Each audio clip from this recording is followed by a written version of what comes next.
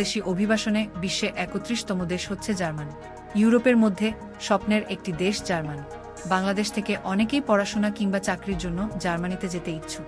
গত জুন মাস থেকে জার্মানি সরকার একটি নতুন ধরনের ভিসা চালু করে, যার নাম হচ্ছে অপরচুনিটি কার্ড, এবং এটি একটি ১ বছর মেয়াদী ভিসা।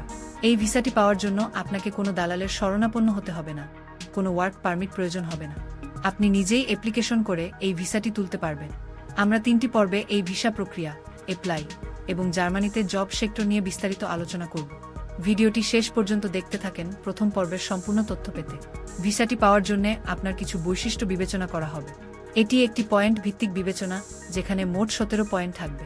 এই ১৭ পয়েন্টের মধ্যে কমপক্ষে ৬ পয়েন্ট হলেই আপনি জার্মানির এই অপরচুনিটি কার্ড ভিসাটি পেতে পারেন। এই ১৭ পয়েন্ট কয়েকটি বিভাগে ভাগ করা হয়েছে।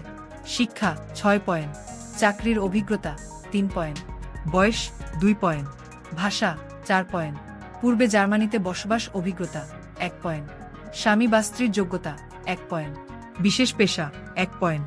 এখানে উল্লেখযোগ্য বিষয় হচ্ছে, আপনি যদি শিক্ষাগত যোগ্যতার মাধ্যমে ৬ পয়েন্ট এর উপযোগী হন, তবে আপনার অন্য কোনো পয়েন্ট এর হিসাব করতে হবে না।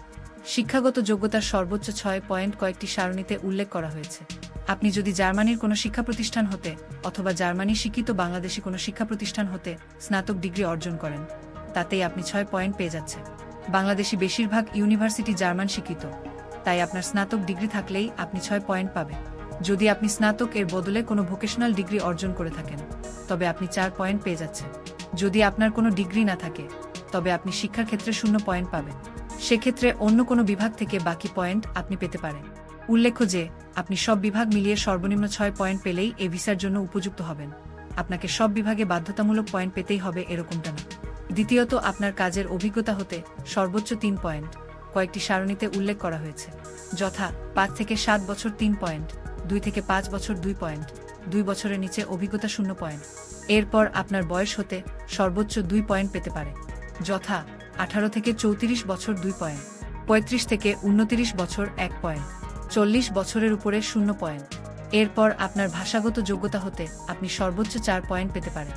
উল্লেখ্য, জার্মান এবং ইংরেজি দুটি ভাষার যোগ্যতা হতে সর্বমোট সর্বোচ্চ ৪ পয়েন্ট পাওয়া যাবে।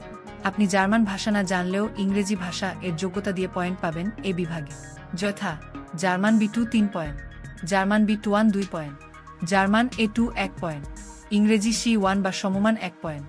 এরপর আপনি পয়েন্ট পেতে পারেন বিশেষ পেশা বিভাগ হতে, যেখানে সর্বোচ্চ ১ পয়েন্ট পাওয়া যাবে। কিছু উল্লেখযোগ্য বিশেষ পেশা হল তথ্য প্রযুক্তি খাত, স্বাস্থ্য খাত, শিক্ষকতা, বিজ্ঞান ও প্রযুক্তি খাত, প্রোডাকশন সার্ভিস ও ব্যবস্থাপন। সর্বশেষ, আপনার স্বামী অথবা স্ত্রী অপরচুনিটি কার্ড ভিসার জন্য অ্যাপ্লাই করার যোগ্য হলে আপনি অতিরিক্ত ১ পয়েন্ট পাবেন। এই সকল পয়েন্ট এর মধ্যে আপনার যদি জার্মান শিক্ষিত ইউনিভার্সিটি থেকে স্নাতক ডিগ্রি থেকে থাকে, তবে আপনার আর পয়েন্ট হিসাব করতে হবে না। আপনি ৬ পয়েন্ট নিয়ে সরাসরি অপরচুনিটি কার্ড ভিসার জন্য অ্যাপ্লাই করতে পারবেন।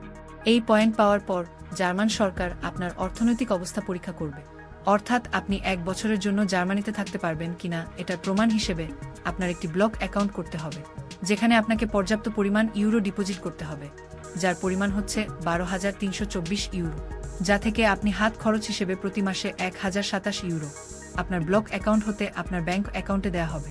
এছাড়াও আপনি জার্মানিতে পার্ট টাইম জব করে বাড়তি ইউরো উপার্জন করতে পারবেন। কিন্তু আপনি যদি ১ বছরের মধ্যে কোনো পার্মানেন্ট জব করতে না পারেন, তবে আপনার ভিসা বাতিল হয়ে যাবে এবং আপনি অবৈধ প্রবাসী হয়ে যাবে এবং আপনাকে জার্মানি ত্যাগ করে ফিরতে হবে। আমাদের দ্বিতীয় পর্বে আমরা অপরচুনিটি কার্ড ভিসার জন্য অ্যাপ্লাই এর প্রক্রিয়া নিয়ে আলোচনা করব। আপনারা দেখছেন BD24 নিউজ। সঙ্গে আছি আমি, ফারিয়া নাজনীন।